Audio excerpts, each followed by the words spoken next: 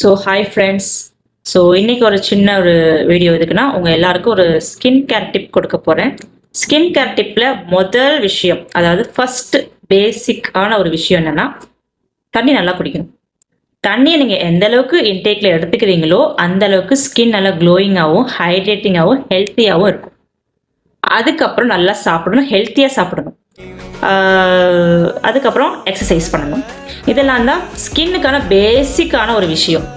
அதுக்கப்புறம் நீங்கள் வந்து க்ரீம் பேஸில் எடுத்துக்கிறீங்கன்னா ஃபஸ்ட்டு கிளென்ஸ், நல்லா ஃபேஸை க்ளீன் பண்ணிடணும் கிளென்சர் வச்சு.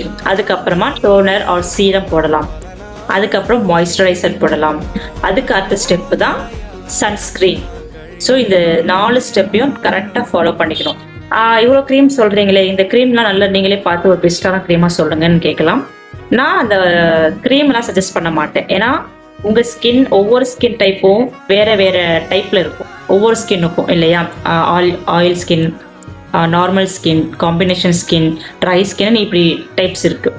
ஸோ நான் ஒரு ரேண்டமாக ஒரு க்ரீமை சொல்ல அதை நீங்கள் யூஸ் பண்ண உங்கள் ஸ்கின்னுக்கு செட் ஆகாமல் போகலாம். ஸோ என்னை பொறுத்த வரைக்கும் நீங்கள் க்ரீம் பேஸில் ஸ்கின் கேர் நான் வந்து ஃபாலோ பண்ண போகிறேன் அப்படின்னா ஃபர்ஸ்ட் நீங்கள் பண்ணக்கூடிய ஒரு விஷயம், உங்கள் லோக்கலில் உங்கள் பக்கத்தில் இருக்க நல்ல ஒரு டெர்மட்டாலஜி டாக்டரை பார்த்து ஸ்கின் கேரை ஃபாலோ பண்ணணும். ஏன்னா அவங்களுக்கு தான் தெரியும் உங்கள் ஸ்கின் டைப் என்னன்னு பார்த்து அதுக்கேற்ற மாதிரி க்ரீம்லாம் சஜஸ்ட் பண்ணுவாங்க.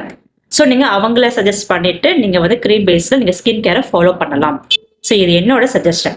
தேங்க்யூ.